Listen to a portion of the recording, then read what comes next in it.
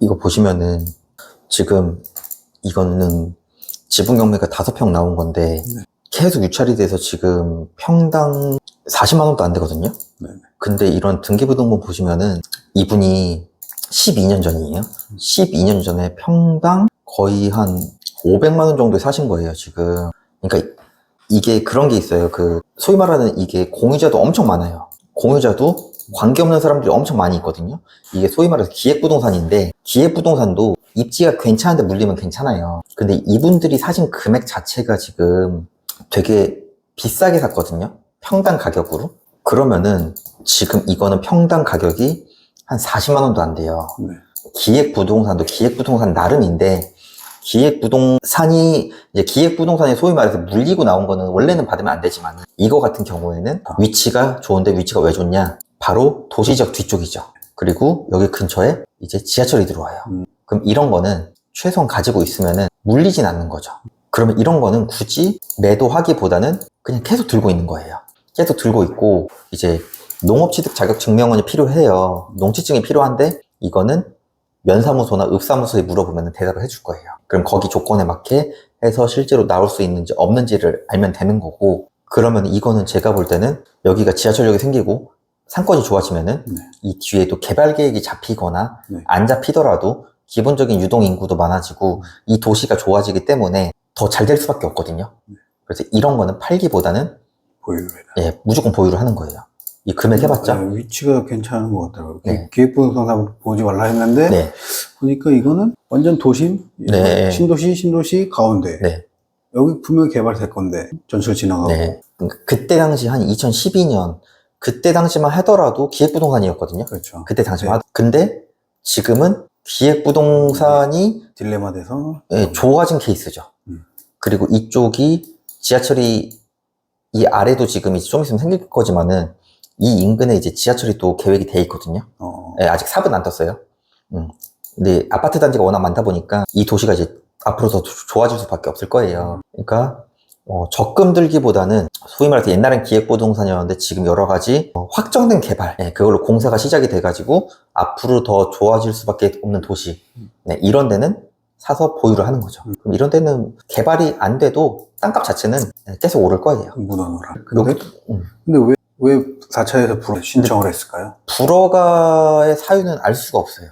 네, 정확히. 그러니까 받았긴 받았는데. 공원에서 쓴 것도 아니고 제대로 낙찰은 받았는데 예를 들어 문건 송달 내역 이런 데 보면요, 여기 날짜 보시면 제가 볼 때 아니 불허가가 여기 보시면은 어떤 사유가 있어서 신청서를 제출한 거고, 그래서 이거를 법원에서 오케이 해가지고 불허가 처리를 한 거예요 그냥. 근데 사실 이건 대출이랑 관련이 없잖아요. 금액이 너무 소액이잖아요. 아, 그러네. 몇백만 원밖에 안 하는 거니까. 근데 이 사유는 알 수가 없어요. 왜 매각 결정 기일 연기 신청을 했는지.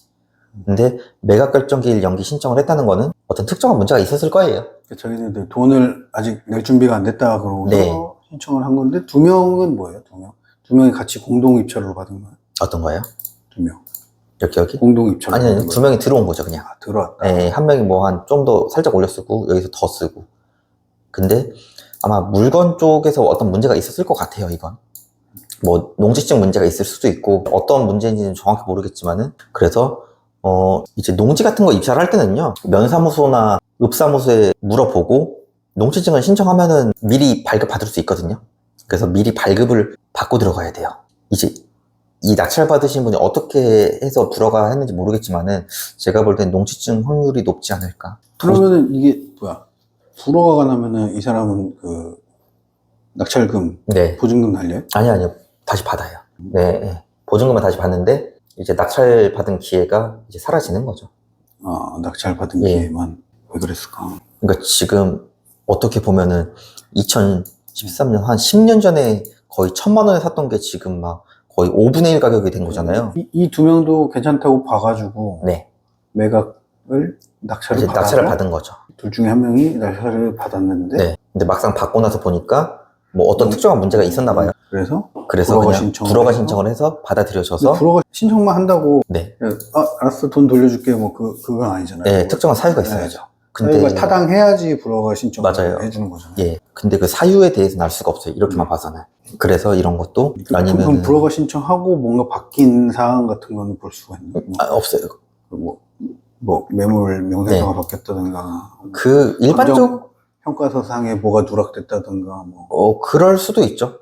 예를 들어 감정평가, 그러니까 매각물건 명세서 상에 여기에는 아무것도 없는데 막상 물건을 다시 보니까 네. 심각한 하자가 있어요. 그럼 매각물건 명세서가 잘못된 거잖아요. 그렇죠. 그럼 이거를 근거로 네. 불허가 신청을 할 수가 있죠. 네. 네, 아파트도 그런 게 있고 일반적 경매물건이 그런 게 있거든요. 그럼 타당한 사유인데 뭐 어떤 걸로 이제 신청을 했는지는 이제 모르지만은 그게 또 받아들여진 거죠. 그래서 그럼 이런 걸로 해보는 게, 네, 이것도 이제 시세 조사를 한번 해봐야 돼요. 근데 저는 뭐 시세는, 이거 입지 때문에 네, 시세는 뭐 떨어졌을 것 같지는 않은데. 떨어질 시세는 아닌데 현재 시세가 어느 정도 되는지를 해가지고 그거보다는 확실히 싸게 받아야죠. 근데 이것 때문에 리스크가. 리스크는 아니고요. 네. 제가 볼 때는 답이니까 농시증이랑 시세 정도까지만 알고 들어가면 돼요. 제가 볼 때는. 네. 근데 이제 그럼 이제 불허가 신청할 때, 네. 니네가 여기서 정해준 그 시세와 감정가가 잘못됐다. 그렇게 해서 네. 불허가 신청을 내서 그게 그러네, 시세가 너무 높게 됐네. 네. 공시가. 그거랑은 상관이 없어요. 이 사유는 일반적으로 물건의 하자라든가 정확한 사유는 몰라요. 정확한 사유는.